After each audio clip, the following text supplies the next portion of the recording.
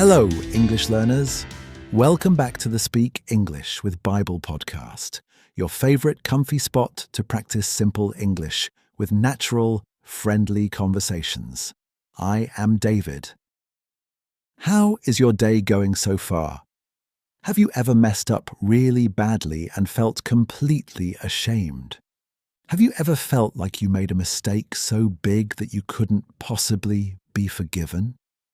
I think we have all been there at some point in our lives. Sometimes we want to run away from our responsibilities, right?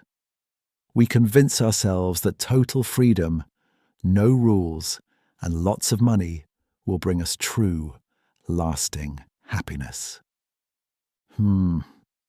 It's a very normal human feeling to want your own way.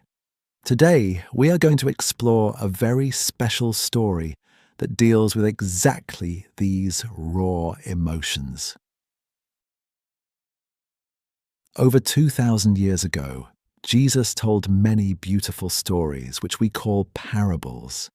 He used these simple, everyday stories to teach deep, spiritual truths to the people. The religious leaders of that time, known as the Pharisees, were extremely strict. They honestly believed that God only loved perfect, rule-following people. They were actually very angry because Jesus spent his time eating and talking with sinners and broken people. So Jesus told them a story to show what God's heart is really like. It is a story about a wealthy father and his two sons. In the ancient Middle East, asking for your family inheritance before your father died was an unbelievable insult. It was basically like looking your dad in the eye and saying, "I wish you were already dead." Wow, that is incredibly harsh, isn't it?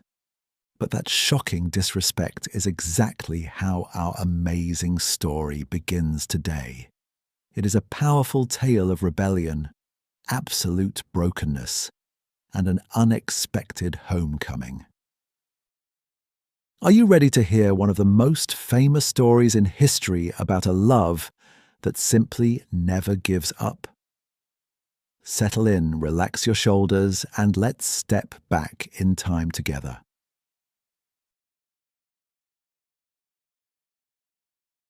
Once upon a time, there was a very wealthy man who had two sons. They lived on a large, beautiful farm with many servants and plenty of food. The father loved his sons more than anything in the entire world. But the younger son was getting restless. Have you ever felt tired of your daily routine and just wanted to break free? He looked around at the quiet farm and dreamed of excitement, bright lights and adventure. One day he walked right up to his father and made a shocking demand. He said, "Father, give me my share of the estate right now." Oh, can you imagine how much that must have hurt the father's heart? In those days, that was like saying, "I care more about your money than I care about you." It was a terrible, heartbreaking insult. But the father didn't argue or yell. With a heavy heart, the father divided his property between his two sons. He gave the younger son exactly what he asked for. The father let him make his own choice, even though he knew it might end in disaster.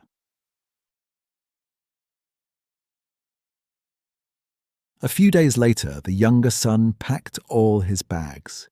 He gathered all his wealth, turned it into cash, and left home.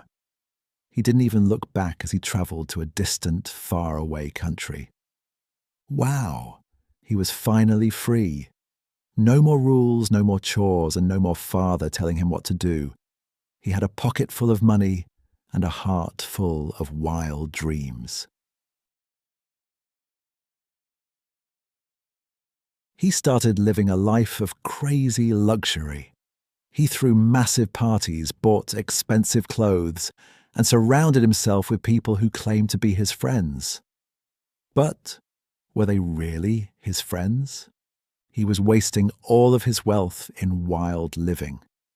The Bible calls this prodigal living, which means spending money recklessly and foolishly. For a little while, he probably thought he was the undisputed king of the world. But money runs out eventually, doesn't it? One morning, he reached into his money bag and found absolutely nothing. His pockets were completely empty and his fun was over. And just when things couldn't get any worse, a terrible famine hit that entire country. A famine is when there is no rain, crops fail, and there is no food anywhere. Ugh! The timing was absolute perfection for a disaster. Suddenly the young man was in desperate need. He looked around for all those people who drank his wine and ate his fine food during the good times. But they were all gone. When you have nothing left, you quickly find out who your true friends are.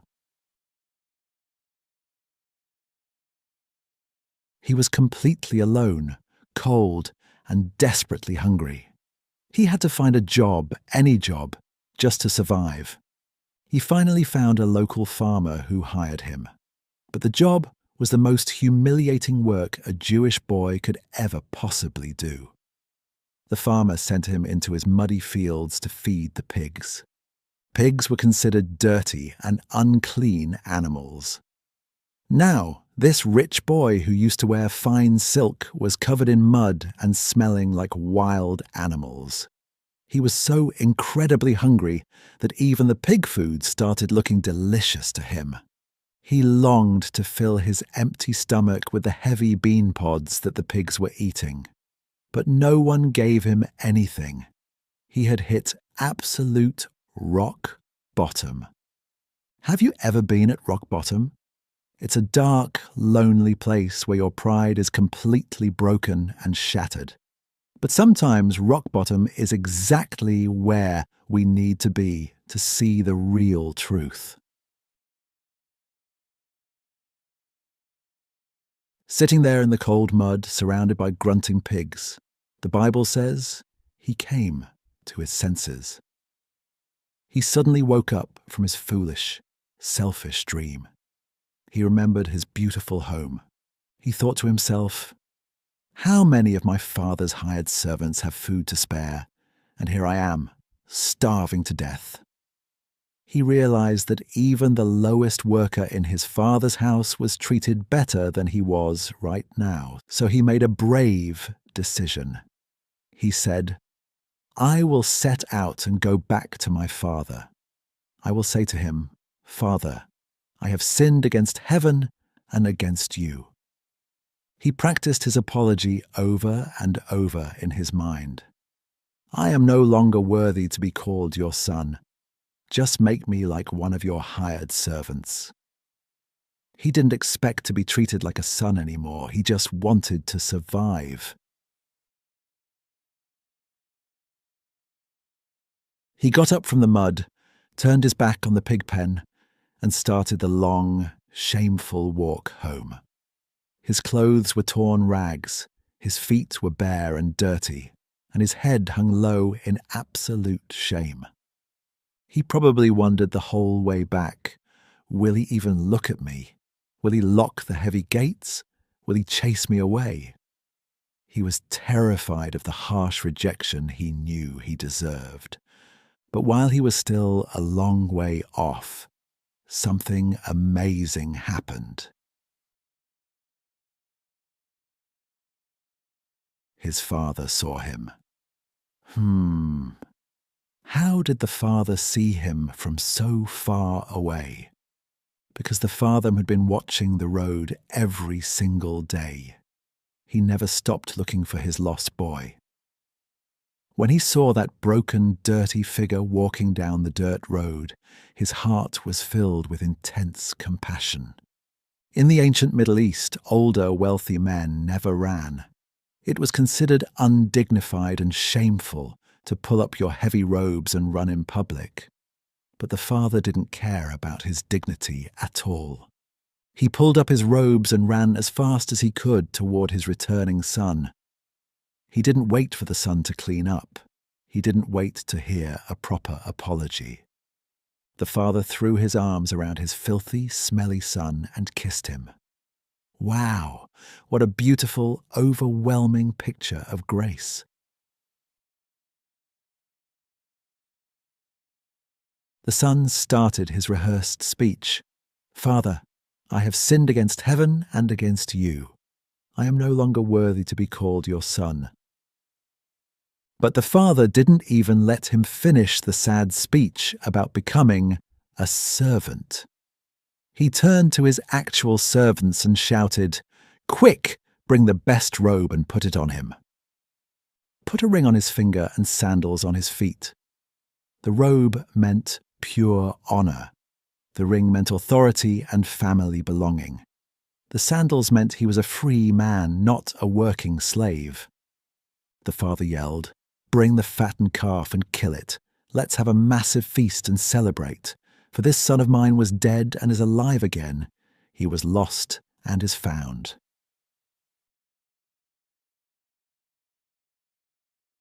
And so, a joyful, beautiful party began. But the story doesn't end there, does it? Meanwhile, the older son was out in the field, working hard just like he always did.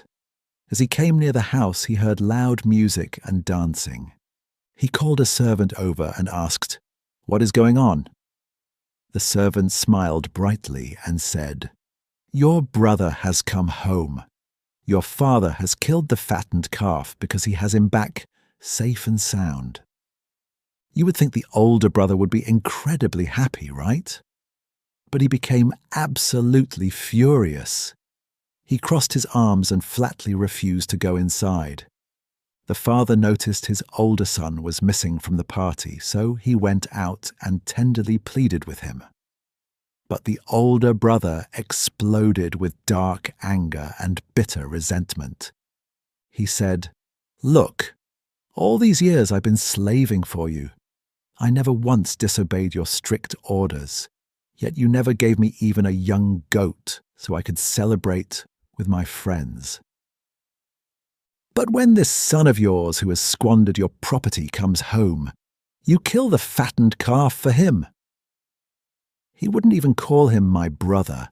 He just angrily called him "this son of yours." The older brother thought love had to be earned by perfectly following the rules. He completely missed the tender heart of his father.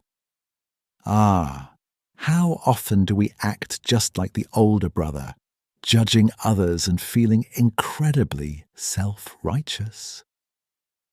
The father looked at his angry older son with just as much love as he had for the younger one.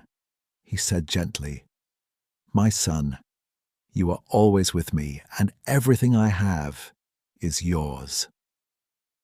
But we had to celebrate and be glad, because this brother of yours was dead and is alive again. He was lost and is found. The story ends right there, leaving us to wonder if the older brother ever dropped his pride and went inside.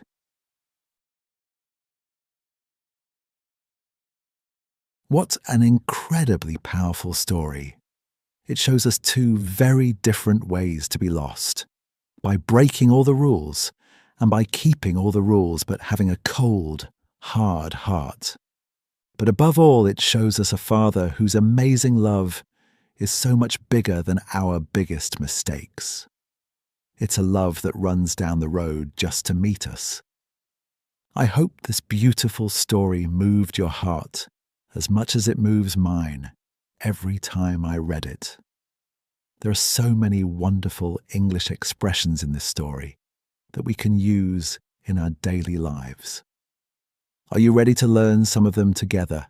Let's dive right into our word workshop. Welcome to our word workshop. Today, we have some truly fantastic English words and phrases straight from our story. Are you ready to practice speaking out loud with me? Let's get started. Our first word is share. In the story, the younger son asked for his share of the estate. A share is simply a portion or a part of something that belongs to you. Repeat after me. share. Here is an easy example. I want to share my delicious pizza with you.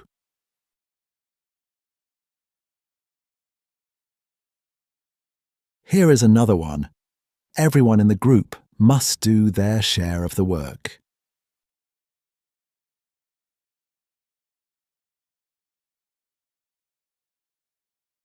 The second word is prodigal. This is a very special word that means spending money recklessly and foolishly. Repeat after me. Prodigal. Listen to this example. The prodigal shopper spent all her rent money on expensive shoes.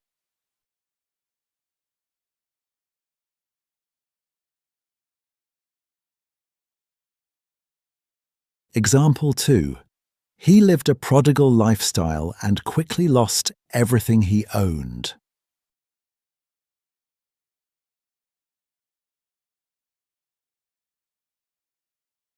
Number 3 is rock bottom. This idiom means the lowest possible level or the absolute worst situation.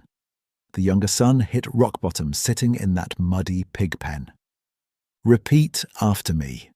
Rock bottom. Here is a simple example. My test grades hit rock bottom this semester.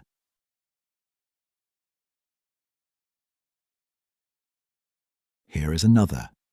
After he lost his job and his car, he felt like he was at rock bottom.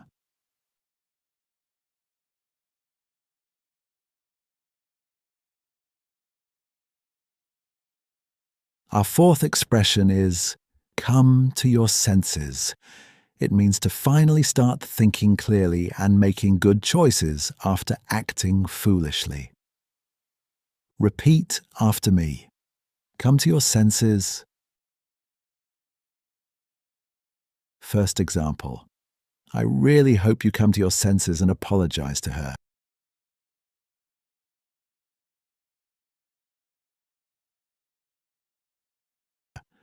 Second example. She finally came to her senses and stopped working such crazy hours.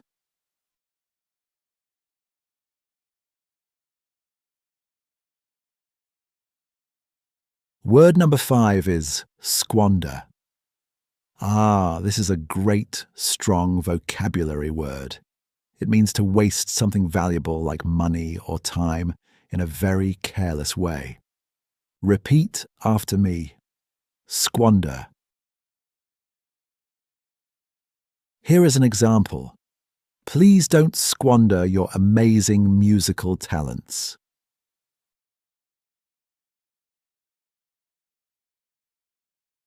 Another example. He squandered all his hard-earned savings on a bad business idea.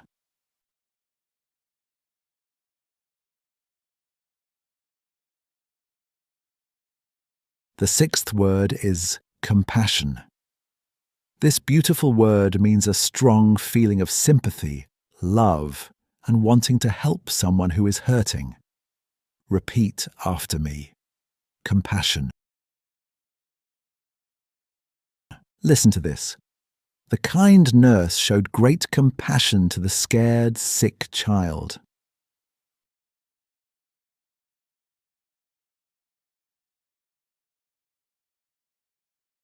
Example 2. We should always try to have compassion for people who are struggling.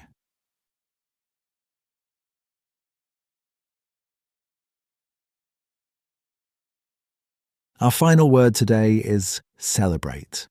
It means to do something special, fun, and enjoyable for an important event. The father threw a massive party to celebrate his son coming home. Repeat after me. Celebrate. First example. We will celebrate my mother's birthday next weekend.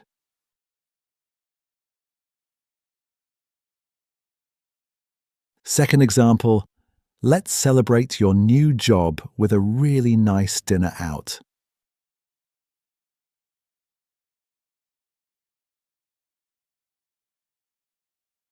Wow, you did an absolutely amazing job practicing those words today. I am so incredibly proud of you for speaking out loud with me.